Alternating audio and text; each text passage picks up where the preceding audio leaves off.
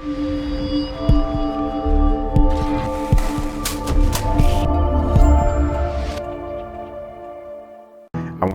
back to Spirituality with a Spin. I am Ryan Keyes, your host. That's right.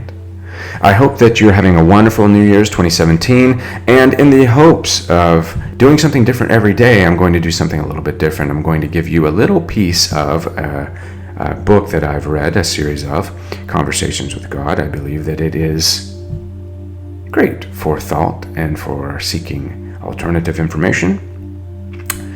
And this story is called The Parable of the Little Soul, and it was written by Neale Donald Walsh. Sit back, enjoy, and feel free to comment down below. This is a discussion. We're discussing a parable. What does it mean? What do you think it means?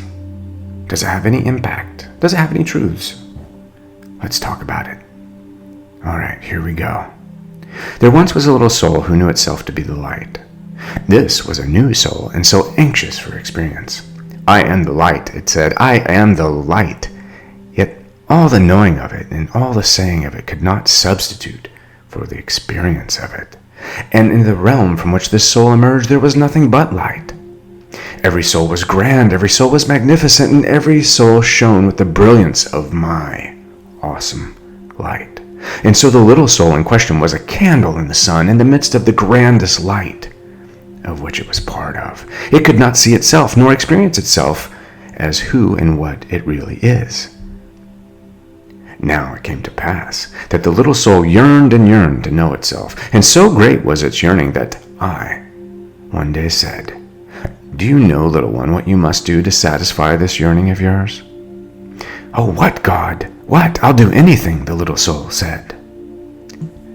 "You must separate yourself from the rest of us," I answered, "and then you must call upon yourself the darkness."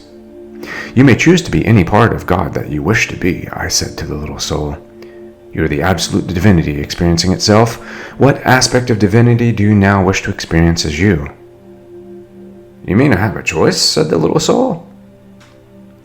I answered, "Yes, you may choose to experience any aspect of divinity in and as and through you." "Okay," said the little soul, "then I choose forgiveness. I want to experience myself as the aspect of God called complete forgiveness." Well, this created a little challenge, as you can imagine. There's no one to forgive.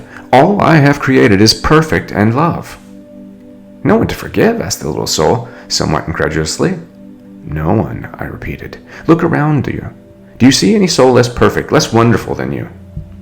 As the little soul twirled around and was surprised to see himself surrounded by all the souls in heaven, they came from far and wide through the kingdom because they had heard the little soul was having an extraordinary conversation with God. "I see no one less perfect than I," the little soul exclaimed. "Who then shall I have to forgive?" And just then another soul stepped forward from the crowd. "You may forgive me," said the little soul, the friendly soul that stood beside him. "For what?" the little soul asked. "I will come onto your next physical lifetime and do something for you to forgive," replied the friendly soul. "But what could you do, a being of such perfection and light, do to make me forgive you?" The little soul wanted to know. "Oh," smiled the friendly soul, "I'm sure we can think of something."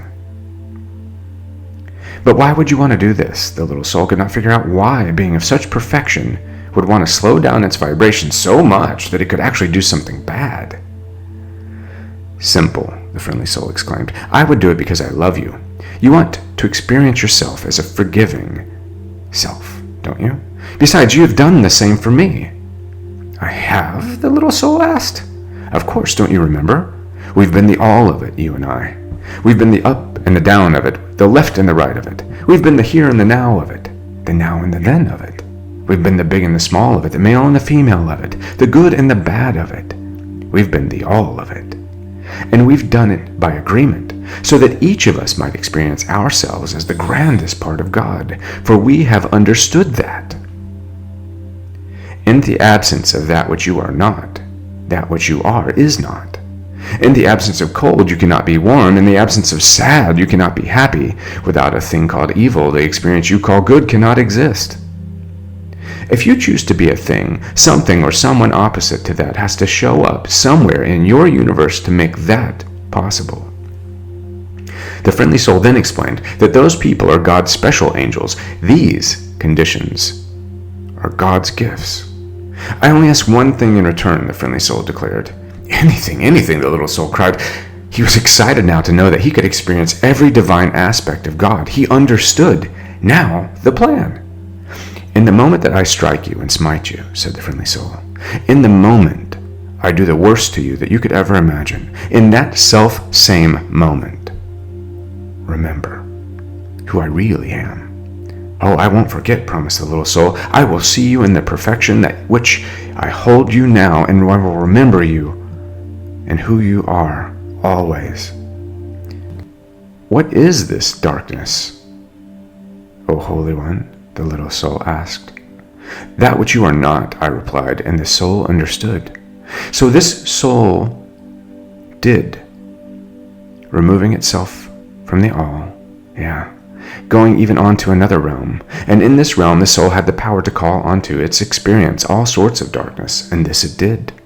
Yet in the midst of all the darkness did it cry out, Father, Father, why hast thou forsaken me, even as how you have in your blackest times? Yet I have never forsaken you, but stand by you always, ready to remind you of who you really are, ready, always ready to call you home. Therefore be a light unto the darkness, and curse it not, and forget not who you are in the moment of your encirclement, by that which you are not, but do you praise to the creation, even as you seek to change it, and know that what you do in the time of your greatest trial can be your greatest triumph.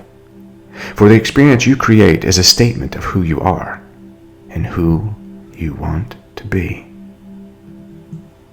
Peace, light, and love, and I will definitely see you on the other side.